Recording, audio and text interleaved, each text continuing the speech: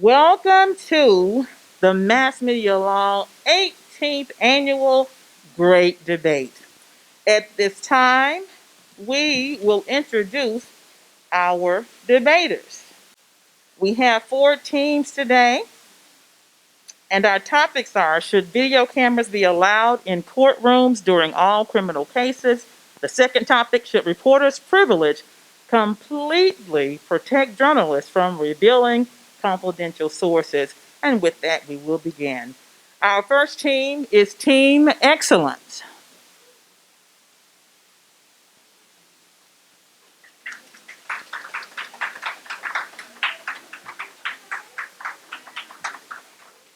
Team Excellence is led by Captain Kayla Foster. She is a junior mass communications major from Memphis, Tennessee. Her team members: Joshua Wright. He is a junior mass communications major from Clinton, Mississippi. Latrell Sellers. Latrell is a senior mass communications major from Chicago, Illinois, and I believe he is our Mr. Senior this year, correct? Okay. Our next team is Team Exemplary. This team is led by Selena Clay, captain, who is a junior from Jackson, Mississippi.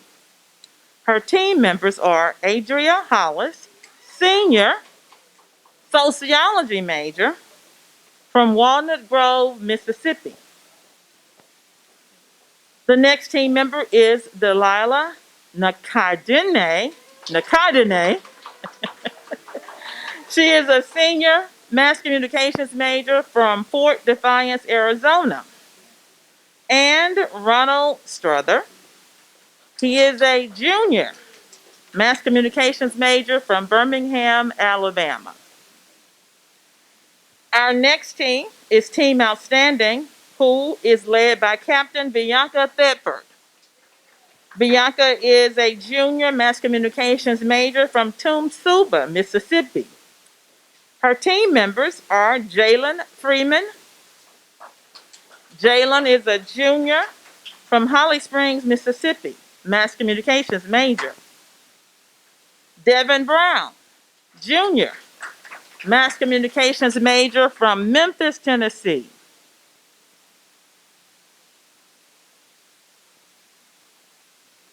Do I move on to the next team, or is your last team member here? Kyla Richardson? Next team. All right. Our last team is Team Superior, led by Travis Bobo, who is a junior mass communications major. He is the captain of Superior. His team, I believe Travis is from Memphis, Tennessee. Kevin Jackson is a junior mass communications major from Bruce, Mississippi. Derek Scott Jr. is a junior mass communications major from Tunica, Mississippi. Okay. Dominique Stowers is a senior from Tupelo, Mississippi, and is a mass communications major.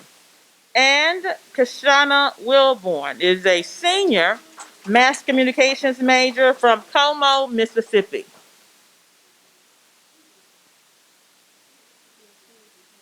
You may be seated. All right, at this time we want to introduce our judges. In alphabetical order, we have Samantha Andrews. She is a criminal justice instructor here at Rust College. She has been in this position for 4 years. Before coming to Rust, she worked at the Municipal Police Department in Franklin, Louisiana, and worked there 4 years. Prior to getting into law enforcement, she obtained a bachelor's degree in psychology from Nichols State University in Louisiana and a master's degree in criminal justice from the University of Mississippi. Teaching at Rust has brought out her love of teaching, and she began a PhD program at Walden University in criminal justice. She plans to transfer and continue her academic journey at the University of Mississippi in the fall of 22. Miss Samantha Andrews.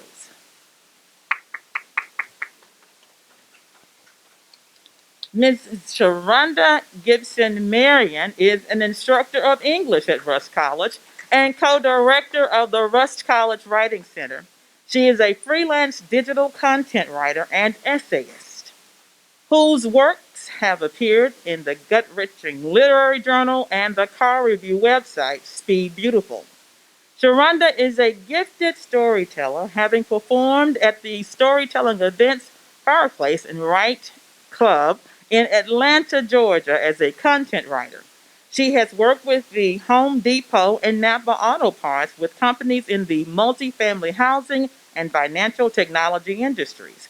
She received her BS in marketing from Southern University in Louisiana and A&M College, and her MFA in writing from Savannah College of Art and Design in Atlanta, Georgia. Ladies and gentlemen, Mrs. Sharonda Gibson Marion. Tiffany Gray is an Associate Vice President for Institutional Advancement at Rust College. For the past 15 years, Tiffany has worked as a nonprofit and higher education professional with expertise in community engagement, strategic partnership, and fundraising. Originally from Jackson, Mississippi, Tiffany worked for 4 years with Jackson State University's Office of Institutional Advancement and Development at the Boys and Girls Club of Central Mississippi and in community engagement at the Medical College of Wisconsin. Throughout her career, she has secured over $4.2 million in funding from the Lumina Foundation, the W.K. Kellogg Foundation, Community Foundation of Greater Jackson, Office of Justice Programs, and several other entities to support programs in youth community development. She's also served as a grant reviewer for NASA and the W.K. Kellogg Foundation. Tiffany has held a long-standing passion for higher education and as a conduit for community development and social justice. She holds a master's degree in economic development from the University of Southern Mississippi and a master's degree in sociology from the University of Mississippi. Miss Tiffany Gray. And without further ado, we are ready to go into the actual debate. Our first topic: should video cameras be allowed in courtrooms during all criminal cases? Greetings, fellow peers, judges, and opponents. Introducing everyone to the 21st century. The century where technology is almost, if it isn't already, intrinsic for most citizens to have access to. Society in itself holds technology to a high standard, from the brand new iPhones produced to the improved home technology and even updated personal cameras on officers. It is safe to say that the citizens have molded their United States into one of honesty, integrity, and transparency. All around, the single access of a phone, laptop, or television has produced vital information that educates people on current events, politics, court cases, debates, and other advantageous moments that occur in the communities around us. From the communities all the way up into the courts, the accessible technology that we are supposed to utilize ends once it makes its way into the courtrooms. Citizens are able to witness recordings of murders, robberies, kidnappings, and other unfortunate events. But once the trial begins and the cases are prolonged further, we aren't able to witness true justice.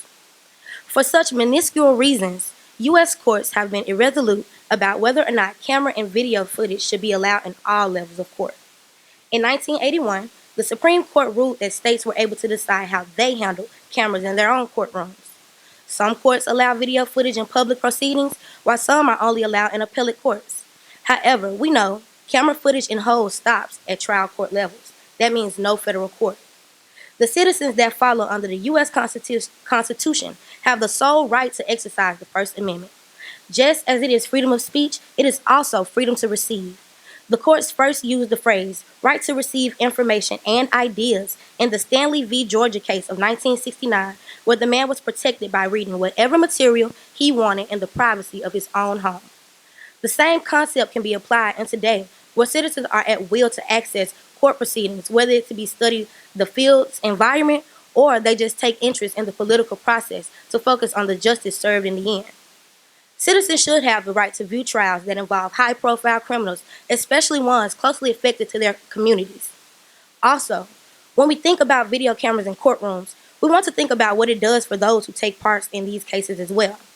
When cameras were first allowed into courtrooms, they were ruled out because of how distracting they could be with long ropes and constant maintenance to get the right angles and complete action. Also, it was believed that victims would try to act irregular in an irregular manner because they knew they were being recorded.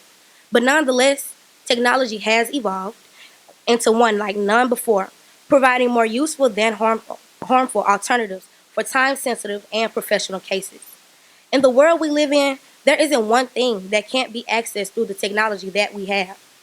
No lie or fake facade can or will hide from justice.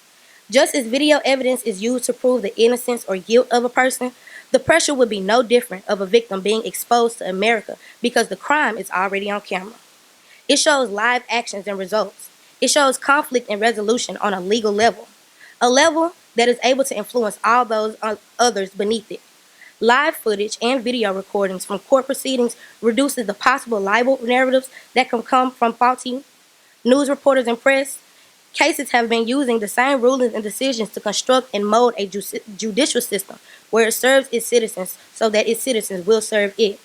The corner store cameras, police security badge cameras, iPhone cameras, subway station cameras, etc., all provide the courts with the sufficient evidence it needs to put away criminals.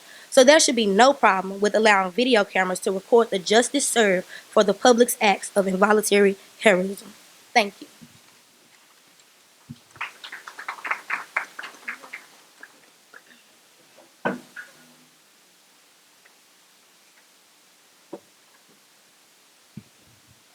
Greetings to the judges, my fellow peers, and opposing team. My group, Exemplary, will be on the opposing side on why video cameras should not be in courtrooms for all criminal cases. Cameras can portray more than the actual truth. Should videos be in front of rape victims when telling their testimony? Adding cameras will not rush the trial process. It can prolong the case or trial. For example, Chad Daybell was accused of killing his ex-wife and stepchildren. He smiled and laughed silently at his first court appearance. Is that the type of human being you want your children to see on television? Chad Daybell did not care about the cameras being present. He did not think about the ones he was affecting by his facial expressions. Luckily, Mr. Daybell was not found guilty of the murders. The videos of him laughing and acting carelessly, those videos would never go away. Each time the video is shown, the victims and their families have to relive that moment. In some criminal cases, minors are brought to the courtroom. There is no way that children should be recorded. Protecting everyone's identity involved in any criminal case is essential. Cameras get applied and it puts everyone shown in danger. It is the same reason that many witnesses do not want to testify. Showing people who are involved in the case puts their families at risk. Think about it. Would you like to testify against the mafia or drug dealers if you were being video recorded? You are killing your jury, witnesses, lawyer, and judge. Accusatory judgment begins to arise anytime anyone is brought to court. The most directed people are the ones in the cases and in the courtroom. Criminal cases are some of the extreme and sensitive cases there are. Criminal cases have to be handled in the same area of care as civil cases. The Supreme Court does not allow video cameras in the courtroom. The information from the case may be construed to the public. It puts prosecutors under pressure to record the trial. Videos cause distractions in the courtroom. The jury is more focused on the cameras instead of the case. Videos serve as a better term, a conflict of interest. Filming in the courtroom gives the Detroit picture. You will have lawyers doing their jobs like they are trying to win an Emmy. The reason for not having cameras is to prevent information from being tampered with or locations being disclosed. Cameras in the Supreme Court could encourage lawyers and justices to engage in sound bites rather than legal arguments. Some judges might feel propelled to limit their questioning. The stakes are higher from all the tension in the courtroom. The, judici- the judicial system loses its control over its proceedings. Television recorded is naturally biased from nature and the present state. Videos tend to make the cases theatrical. As a result, the decision of the case are based on sympathy and emotions.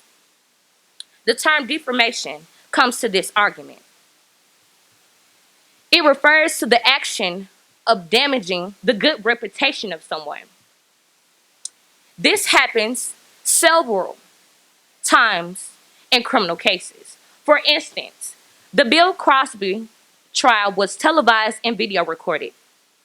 Crosby lost his sponsors, partnerships, and even financially. Crosby served his time in prison until he was released. His criminal case was aired to the world and ruined his reputation. If the videos weren't involved as much, Crosby could have possibly had a better outcome for him. Criminal cases are supposed to be based on reason. The affirmative might argue that videos are informative to know what is happening in circumstances. Meanwhile, some people watch the cases for entertainment purposes. Videos create millions of viewers who form their opinions from watching. While reviewing this debate, think of these few points. The lack of privacy creates false honesty, can damage the reputation of the courts and the trust of the public, as well as those directly affected by the cases, such as victims. The only pausing and rewinding in the courtroom that needs to be done is for evidence use only. Thank you.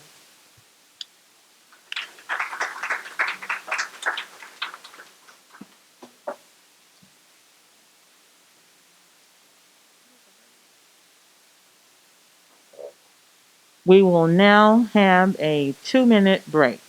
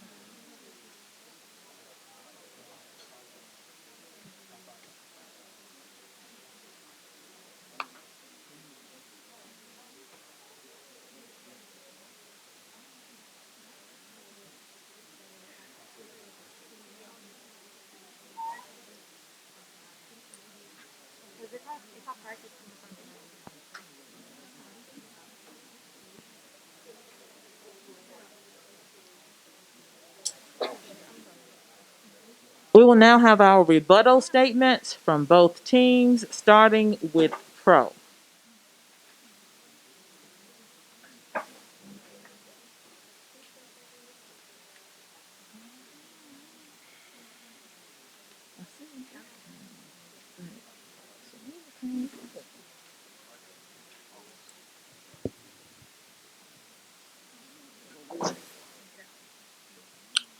Good afternoon. I would like to start my rebuttal by bringing up that many points that my opponents brought up were faulty. You first started off by saying that video cameras could prolong a case. Well, I don't see how that's true because in the courtroom you're arguing facts. You're arguing based off of the evidence that's being presented, and as a juror, you have a civic duty to look at what's being presented to you and make a deliberation based off of that. You cannot say that those prolong cases because what is a video camera going to do besides record?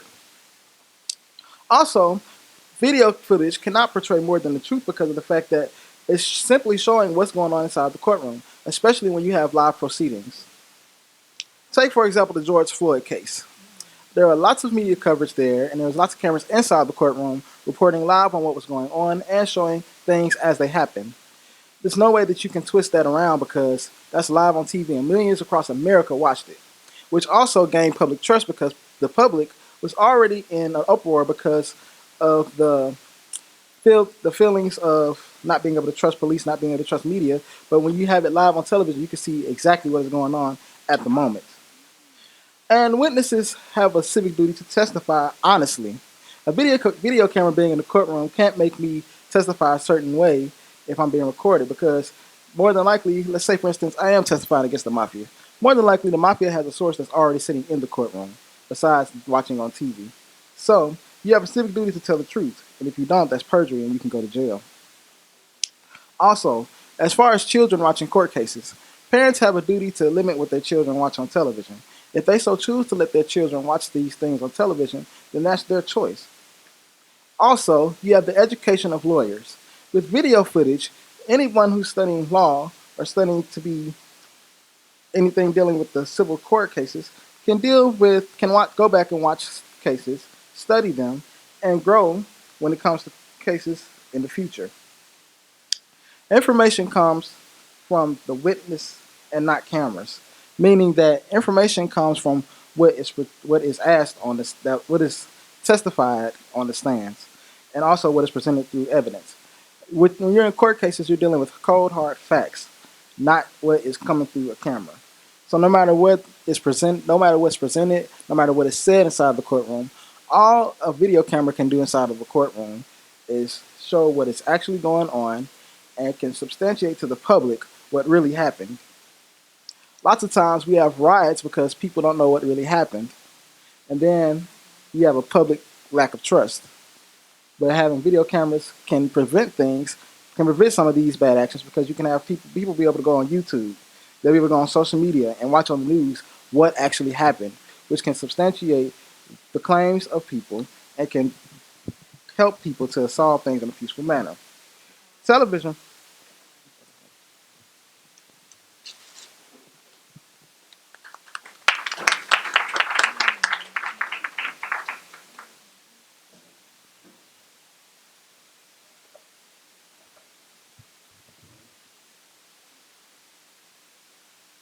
To the judges, my instructor, my peers, and both teams, good afternoon. To refute the pro team's argument that yes, video cameras should be allowed in courtrooms during all criminal court proceedings, we will first begin by assessing their opening statement.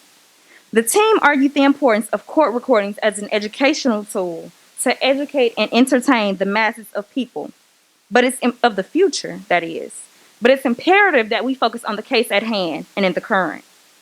They also said that the wider audience needs and deserves to see the video proceedings to be honest with themselves and to help form their opinion. But wouldn't that prompt false honesty by those who are actually in the courtroom, actually testifying under oath? Whether it be small children, the elderly, or even assault victims, all of which are directly impacted by these criminal court proceedings, as my captain mentioned. The opening statement also primarily talked about the use of devices in one's personal use, But need I remind them of the post-research question which pertains to courtrooms? Criminal courts handle the most heinous crimes containing the most sensitive information. And those who were actually brave enough to get up and give their testimony before a court of law deserve privacy, deserve respect, and to not have that information broadcast to the public. They mentioned the George Floyd case. The primary video recording was used as evidentiary support and was recorded, not during the actual criminal court proceeding. The courtroom cameras that they are referring to are actually part of the reason that Derek Chauvin, the officer who killed George Floyd, is currently appealing that trial. The pro team's entire argument is seemingly based off their theory that the public has a right to know what takes place during these criminal court proceedings. But ask yourself, as the judges, what law supports that? What amendment supports that? And what act supports that? None of them. Yet there are amendments that support one's right to fair process during these court proceedings. The Sixth Amendment of the United States Constitution grants one's right to a fair trial.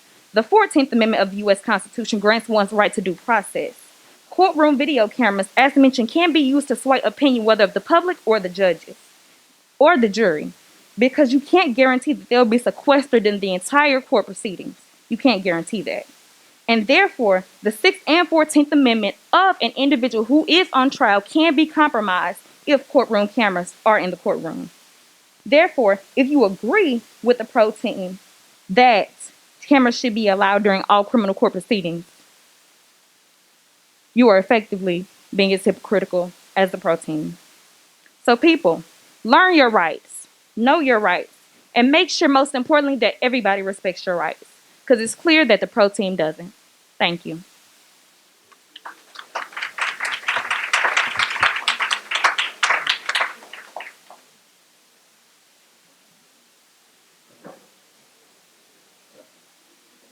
One minute break, and then we will begin our cross-examination.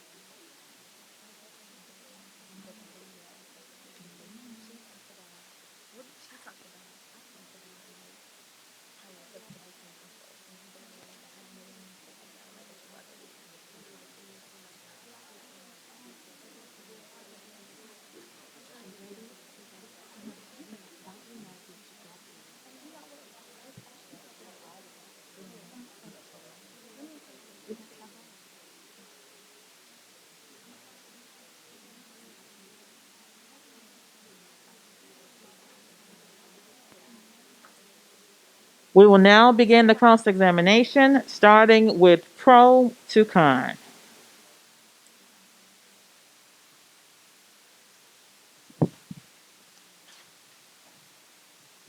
My first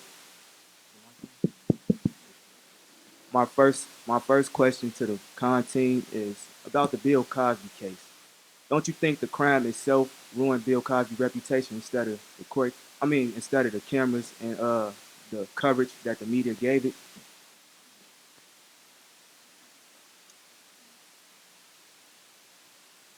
I think that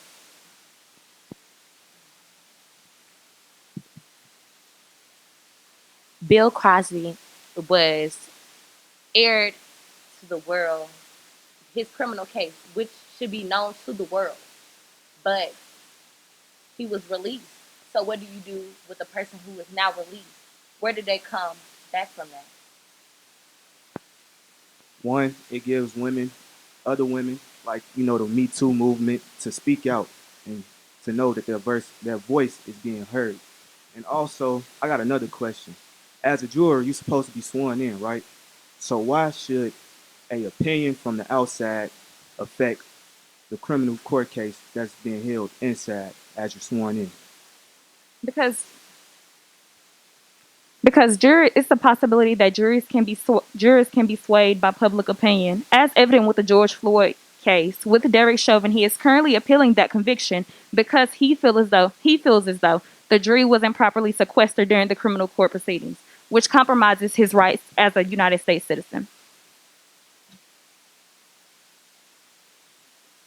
Well, introduced in the Senate on March 17, 2021, the bill required that the Supreme Court to permit television coverage of all open sessions of the court unless it decides by majority vote that allowing such coverage in a particular case would violate the due process rights or any of the parties involved. So how was his rights involved? I mean, messed up, prohibited. Just as with public records, specific aspects of public record aren't made public information. Only what is specified in the public records is made public information. Just as in specific cases, every single aspect of that case isn't made public record. So why should his rights be compromised as an individual? How can a video camera that's simply recording what's going on in the courtrooms prohibit his rights? I also believe his rights was prohibited once he became a criminal. Is that for you to decide or for the jury to decide? It's actually an amendment. What you made a mockery of? You did make a mockery of the Sixth Amendment. Do you not agree with the Constitution? You don't want to answer?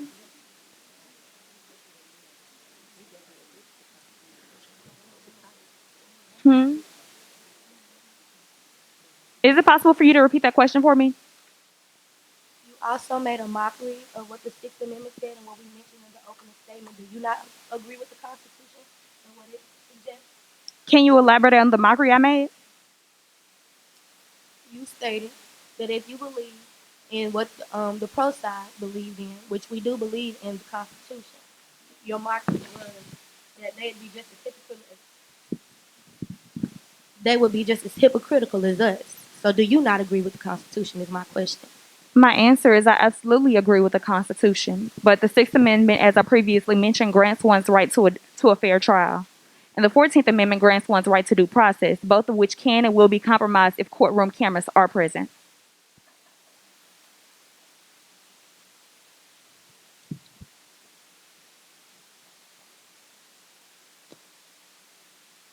But on the other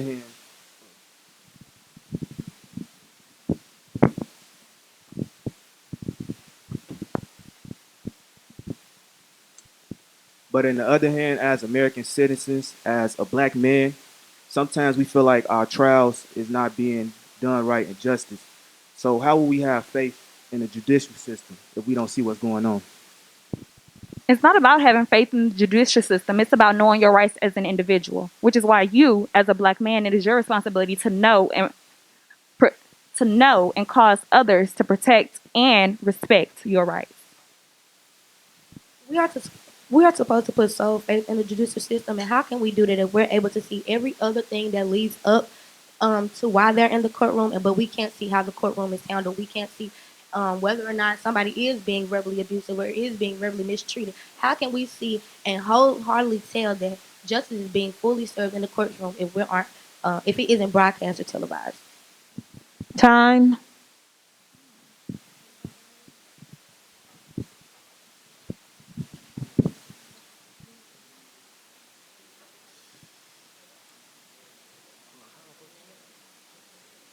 Teen Exemplary, you may begin with your cross-examination.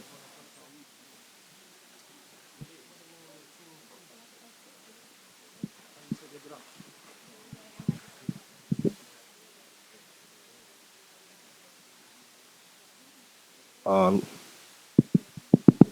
yeah, I got a question for a team pro. As you stated before in your opening statement and in your rebuttal, how how will you know if someone is being authentic in their actions when on camera?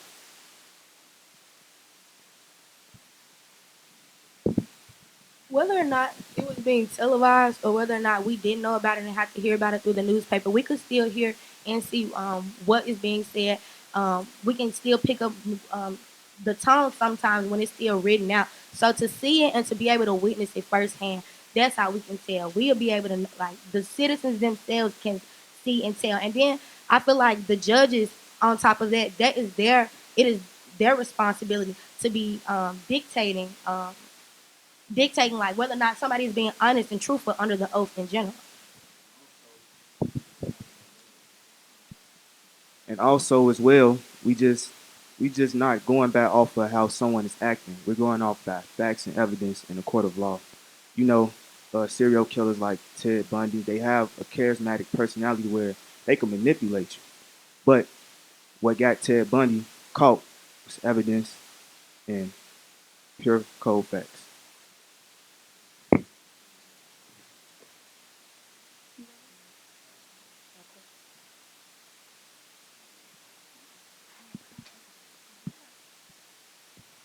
You also stated in your opening statement, you said that phones and cameras bring out justice. How does you said in your opening statement, you said phones and cameras bring out justice. I'm asking, how does it do that? That is not what I said. I said I said a single access of a phone, laptop, or TV has produced vital information that educates people from the justice in the courtrooms.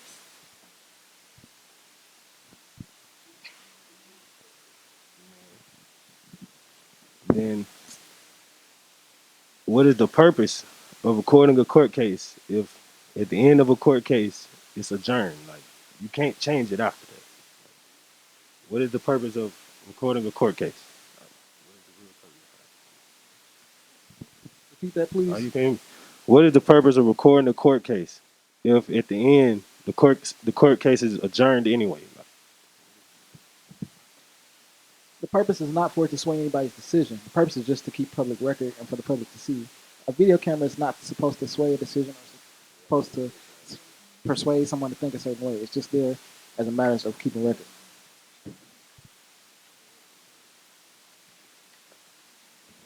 And I also would like to add, once court cases have to get taken to trial, have to get leads on to the upper level in court, they have to go back again and reassess evidence. They have to go back in and check the evidence again. So to already have a recording of those, previous trials, we can watch those recordings as well to make sure they didn't leave out any evidence, to make sure they didn't forget to ask about something or forget to mention something. It's like you said, for the public record and for us to all be able to witness justice being served. The theoretical framework for y'all's argument is that the public basically has a right to know what's going on in these criminal court proceedings. But if it's such a valid and true argument, then why are there no acts, laws, nor constitutional amendments that support that claim? On the other hand, the freedom of expression rights of the press and media, Section 16, which include the freedom to receive and disseminate information and ideas as well as open justice principles. Is there anywhere in that clause where it says anything about during criminal court proceedings? There's nowhere in it that it says it doesn't. It says to receive and disseminate information and ideas, period.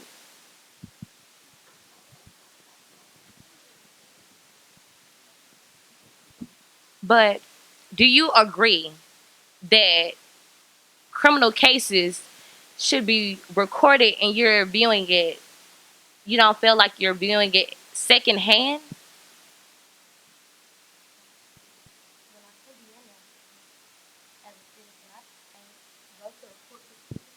But it would be important for me to be educated as to see. It would be important for me to be as a citizen to be educated about what is going on and how certain criminals. It's like I said in the opening statement, since we like to keep referencing it. It is important, especially when it's affecting close communities. Especially, you said Bill Cosby. Okay, he was released. If Bill Cosby had been released and he was staying in your apartment, how would you feel? And you had not watched it, you had not known. And say you were someone who didn't keep up with Time. laws, keep up with.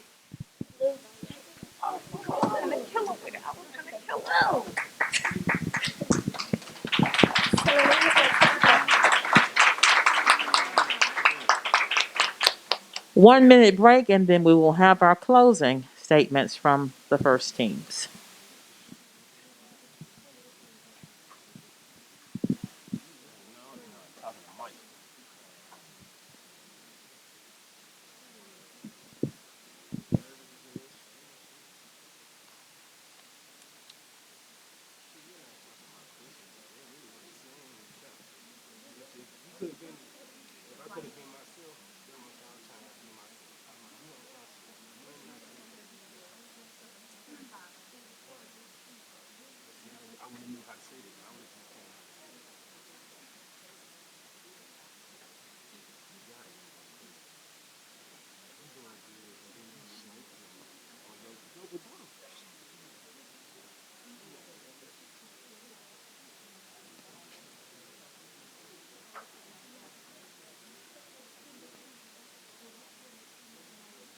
Our closing statements will now begin, starting with Pro.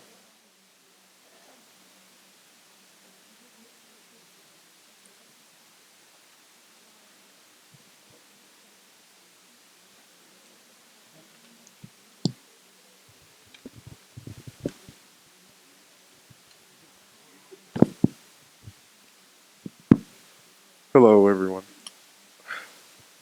Judges, peers, groups. I would like to start off my closing statement by saying that people have the right to know what's going on within the court proceedings that occur across the United States. There is a lack of faith in the justice system, as we all know. If you were to look on the news and see the things that occur within our own black community, would you not feel as if there was issues that were occurring in the justice system? Furthermore, if all court cases, all criminal court cases were reported, it would further allow us to learn directly from the proceedings, both from our own standpoints as mass media students and also for law students as well. You could say that the cameras would cause people to act and grandstand from the standpoints of lawyers and jurors and other people within the courtroom. However, I would argue that those people would need to be on their best behavior so as not to damage their public images more than what they already would be, simply by proceeding in defending some of these criminal cases that occur. Finally, I would like to state it is important to emphasize that in our own pledge of allegiance to the flag, we state that it is important that we seek liberty and justice for all. And as such, I would say that liberty and justice for all of us would be shown no more apparently than being able to see the courtroom proceedings for ourselves and with our own eyes. Thank you.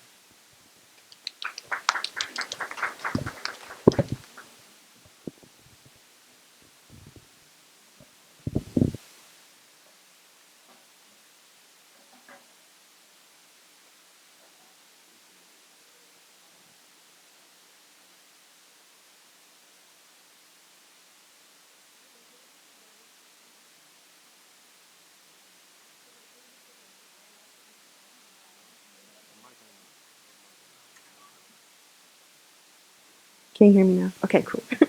To conclude this debate, I would like to emphasize the lives of the victims and their families who will be shown if video cameras are allowed in criminal cases. Their privacy is taken away and their lives could be put at stake, especially if dealing with a dangerous criminal. As a reminder, criminal cases include murder, assault, theft, and drunk driving. Many of these cases leave victims with severe mental and physical pain, as well as leaving families without their loved ones in some cases. Since the pro team likes to discuss facts, it is a fact that video cameras, like we have stated, are distracting. We can discuss our civil duty, but when it comes to human behavioral patterns, false honesty, self-consciousness, and nerves will ultimately take priority over any civil duty. I leave you with this thought to ruminate on. Would you want for your relative, who has already suffered through great trauma at the hands of the defendant, to then have to be shown testifying and reliving this agonizing time in their life in front of a camera to then be broadcast? If you hesitated before answering this question, or if you answered no, then this proves that video cameras should not be allowed in criminal court cases. Thank you. Our second topic: should reporters' privilege completely protect journalists from revealing confidential sources? Team Outstanding Pro, Captain Bianca Thetford.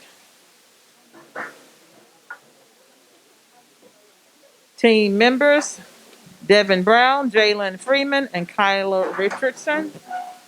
Well, excuse me, Kyla is not here. And Team Superior, led by Captain Travis Bobo.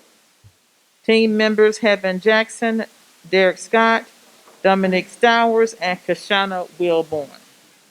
We have enough chairs. Again, this topic: should reporters' privilege completely protect journalists from revealing confidential sources? Greetings to all.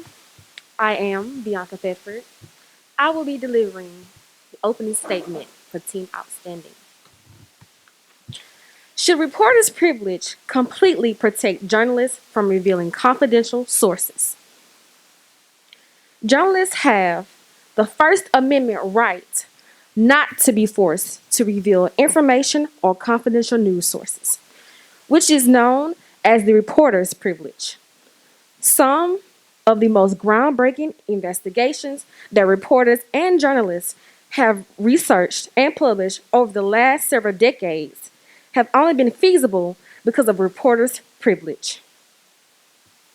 Reporters' privilege refers to the idea that journalists should not and cannot be forced to reveal their anonymous sources or other sensitive material in the court of law, according to the First Amendment.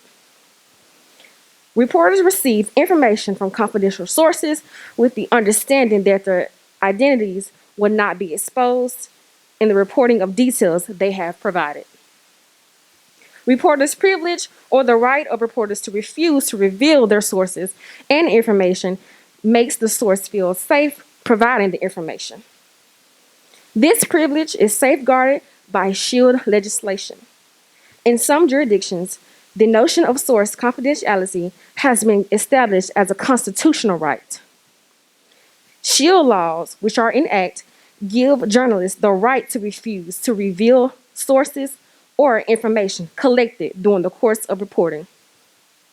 Reporters, on the other hand, are hesitant to release confidential information for the fear of preventing future sources from submitting the information. Reporters rely on their sources to produce the material and get it out to the public. Because sources play a key fact, an important part in how news is communicated to the public, why expose their identities, which could prevent potentially the greatest news breakings that we can ever discover? My question again, why would you expose them? Well, that could definitely prevent future news breakings. Thank you.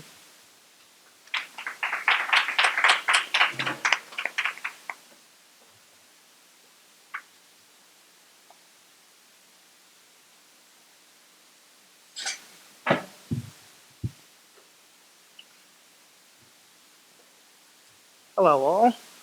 I am Travis Bobo, and I'm going to make this short and sweet for you all, okay? Although our opponents are for reporters' privilege, we ourselves believe that journalists should reveal their sources to the public, which will allow us, the people, to know where our news is coming from. Because there is a lot of, you've all heard this word so many times, fake news surfing all throughout the media. Sources are being protected without penalties. And we can't have that, can we? Oh. Something has to be done about that. And that's what we're here for. And what better way is there to do that? By having journalists put the sources out there so that we may see them. With the sources revealed to the public, we, the people, will be able to judge scenarios for our own merits rather than from somebody else sitting in front of a camera reading from a teleprompter. Doesn't that sound nice? Yes, it is true that the First Amendment does in fact protect freedom of speech, assembly, and press. However, it doesn't outweigh the Sixth Amendment, which grants the right to a fair and speedy trial. Thank you for listening.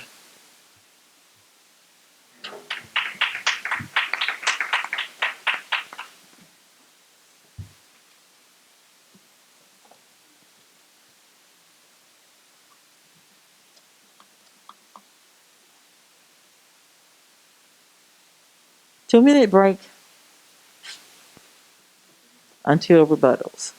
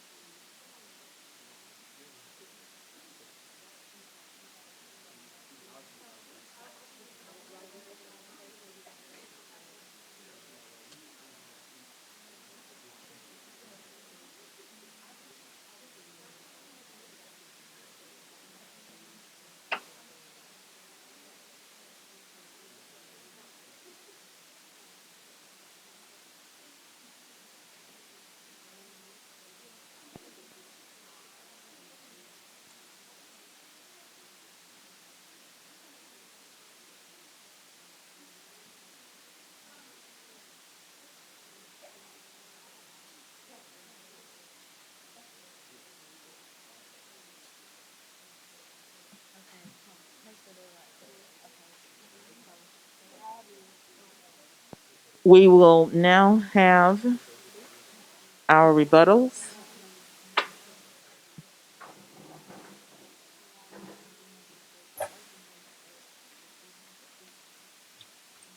Good afternoon. What reporter privilege means is that journalists have a limited First Amendment right not to be forced to reveal sensitive information or give up their confidential news sources while in court. Journalists rely heavily on confidential sources to write stories that deal with legitimate public matters. Many reporters believe that the First Amendment provides them protection from testifying before a grand jury regard, regarding their sources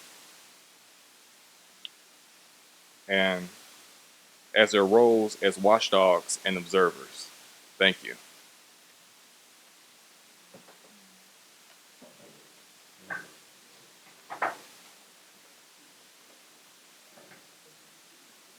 Greetings, everyone. I am Keishana Wilburn, and I will be giving the rebuttal for the con side. Because time has evolved into the new media world, reporters' privilege have yet to change. Although in the past, journalists have hidden their sources behind reporters' privilege. In the article titled Reporters Committee, Tom Caffey stated, "We can't operate in a system where everybody who posts anything on the internet is a journalist. If that way we watch and read news change, why can't reporter privilege do the same?" Here's a few reasons why reporters privilege shouldn't completely protect journalists from revealing confidential sources. Because the media is so advanced, anyone is considered a journalist. This includes bloggers, commentators, and freelance writers. Also, the risk of fake news and false allegations, which could jeopardize a person's character or reputation, especially those who sit in high places. While it is true, the First Amendment states that there is an exercise of freedom of speech, press, and the rights of the people. Reporters' privilege simply violates their right of freedom of speech. This violation is of the law and not of the courts. Thank you.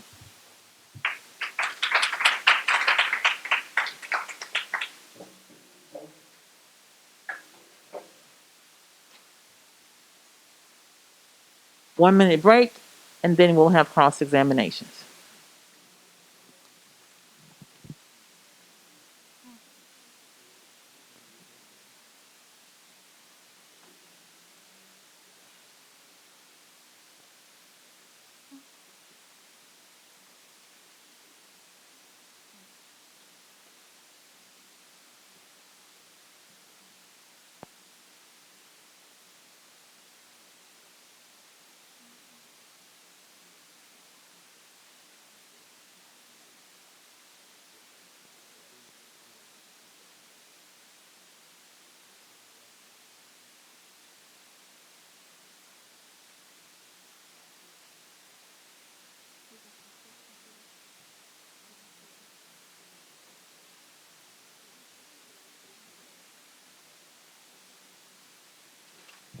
We will now begin cross examination.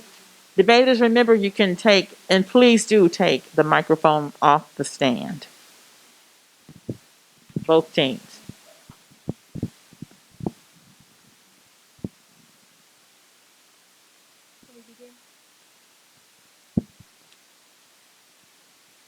My first question would be, did you know when sources are revealed that people can actually die? People can lose their lives because they are the source and they have been revealed to the public. Um, that I have. Okay. Do you know that if the sources are not revealed, that is causing more harm than them being revealed? I feel like basically y'all whole argument is that we need to protect the reporters. We need to protect the reporters. But are y'all thinking about the people that is affected by the things that y'all are reporting?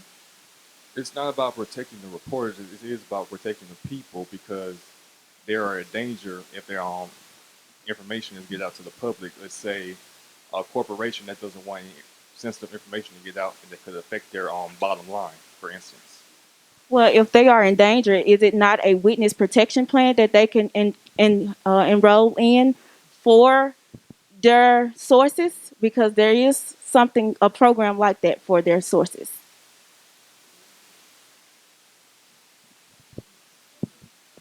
Okay, what about building relationships? The relationships with the reporter and say I'm a reporter and I have CNN News and they don't want me to disclose this information. So if they have a right to not to their First Amendment, so I have a right to my First Amendment. How do y'all feel about that? Man? About the relationship? That's also a part of the business too. While I do understand wanting to form a relationship with them, if they tell you not to share something with the public, does that not mean that they're hiding something? It doesn't necessarily mean they are. Some companies are just they big on privacy. They just need their privacy. My first question was, did you know that people actually die because actually when the sources are revealed, when they are revealed, people can lose their lives due to that? Who has died? Plenty of people. Can you name one? No, I can't. Okay, then your question is not valid. No, I can't name exactly, but definitely the sources are revealed. Things can happen to different people. We've seen it all over the news. Where have no, we seen seen it? name, but we watch the news. We watch national news. We see what happens to different people like that. And I'm So, asking you, can you name one? I can't name. Okay, well, your question isn't valid. No. For example, are y'all familiar with the movie Concussion starring Will Smith? He was trying to he was trying to get out information about how concussions. He was a doctor. Okay, is that real life or is that a film? That was real life. That was based on the actual story. What story? Thank you.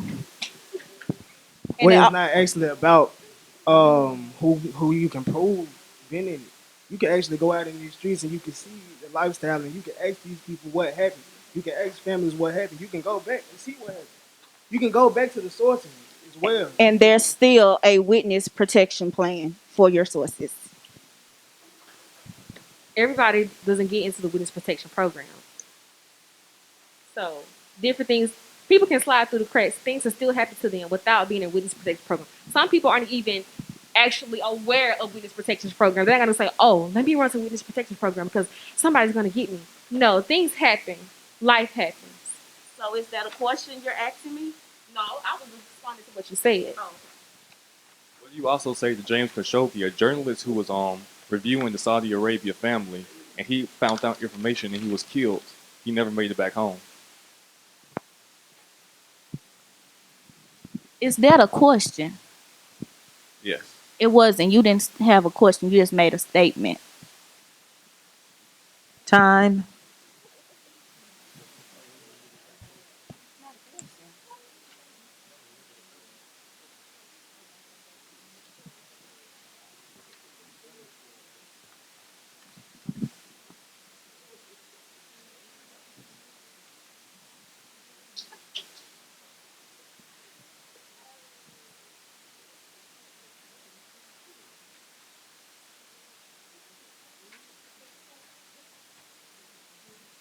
Okay. Okay, in your opening statement, you mentioned about the First Amendment and how it was against reporters' privilege and to protect your sources. Um, what do you think about the Sixth Amendment? To help you out, the Sixth Amendment grants a fair and speedy trial to the defendant. So, what do you think about the Sixth Amendment? Is that violating the First Amendment, or does it outweigh the First Amendment, or not?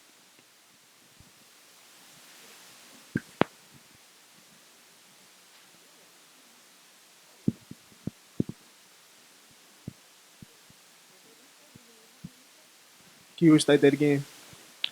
I stated about the First Amendment. The First Amendment was stated in her opening, where it said that the it was against the amendment to reveal sources.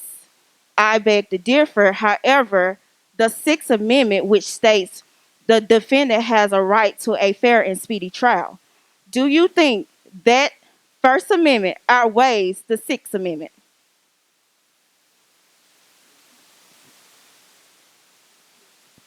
What? In our way, because they definitely have freedom. They should not be forced to tell their sources.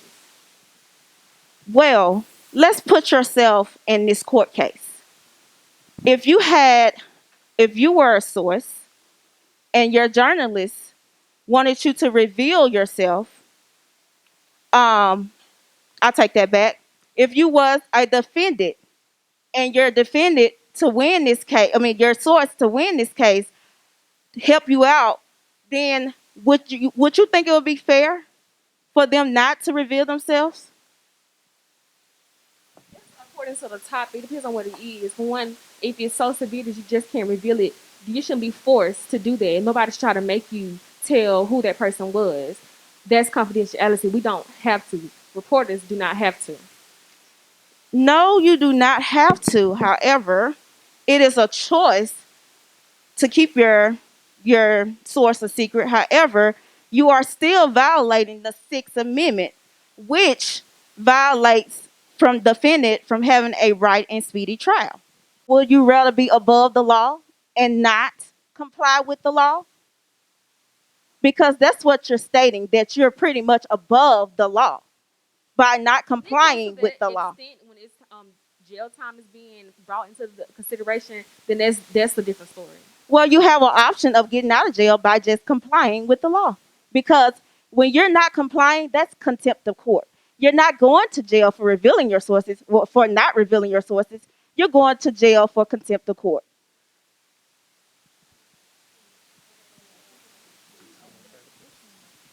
No further questions.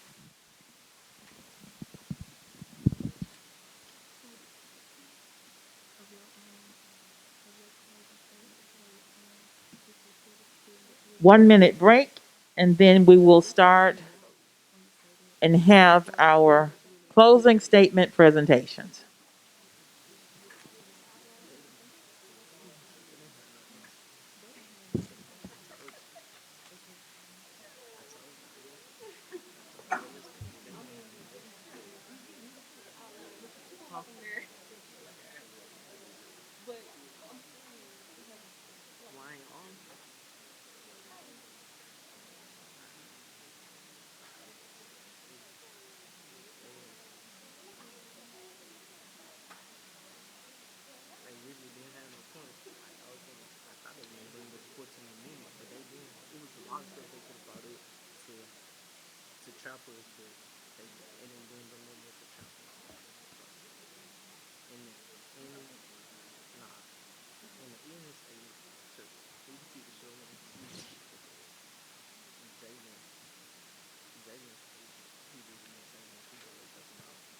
We'll now have our closing statements, starting with Pro.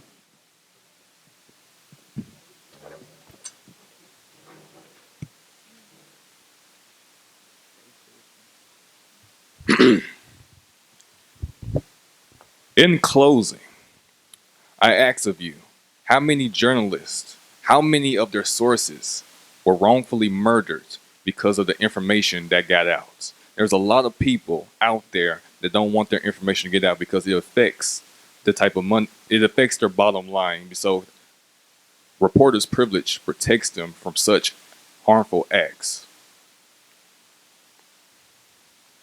Thank you.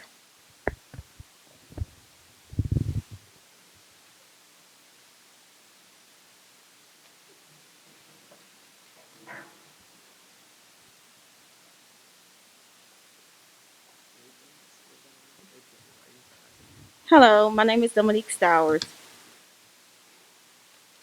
In my closing, I have two questions to ask. Are reporters' privileges really a privilege? Or who do you even consist of a journalist? Because in the cases, there were bloggers, freelancers who consider themselves journalists. But do they have the right to a reporter's privileges? Although our opponent mentioned the First Amendment, it really states that you have the right to free speech, to free press. However, it does not outweigh the Sixth Amendment, which once again states the defendant has a right to a fair and speedy trial. I am going to leave you all with this closing. Imagine one of your family members fighting a case, and you ran into a journalist that ran into a source that had all the evidence on your family case. Would you want this evidence and the source to come forward? Or would you want this case to rot along with your family member? If I were you, I would want the source to come forward, and I would not want them to have the right to be covered by the reporter's privileges. Thank you.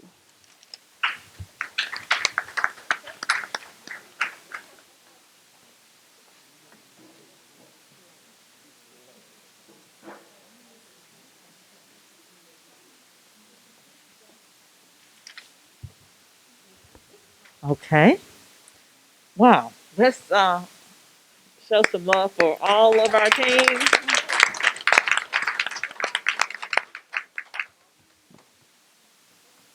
Clash of the Titans might definitely be in order today as we've listened to these lively discussions. We're going to give the judges some time to deliberate.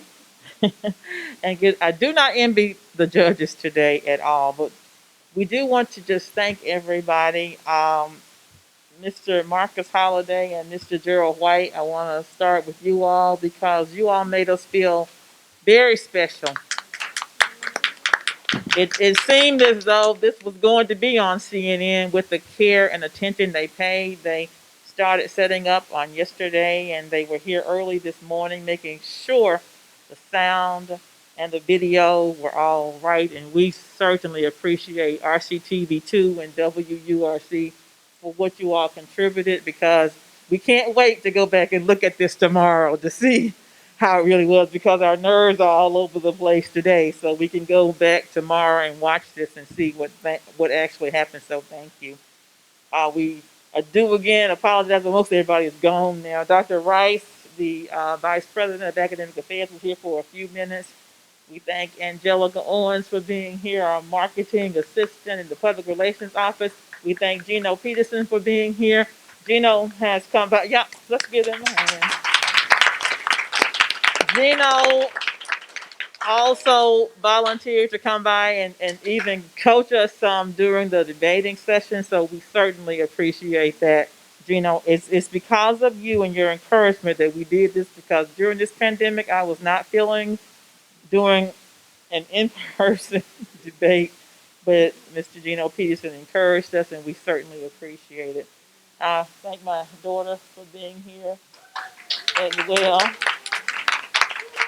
Had to drag her out, but she did come to help us out today. And I got something for you and Angelica to do. And, well, you know what? We may as well go ahead and do it now. If you all would come, Angelica and Larissa, come please. And we want our judges to know we appreciate them. One more. Yeah. This is just a little something from your station that cares. Just say thank you for your service. So for the first topic, should video cameras be allowed in courtrooms during all criminal cases? The winner is everybody in place? The winner for the first topic is Team Excellence. Kayla Foster and team. All right. And I need a drum roll. Oh, they're giving me one for real. Okay, for the second topic, should reporters' privilege completely, thank you, should reporters' privilege completely protect journalists from revealing confidential sources? The winner is, with a total of 33 points, Team Outstanding. Pro. You all clap there? Okay. And the 2021 Greatest Debaters, the Great Debaters Award goes to the team with the highest overall score, and that was Team Excellence with 52 points. So, congratulations.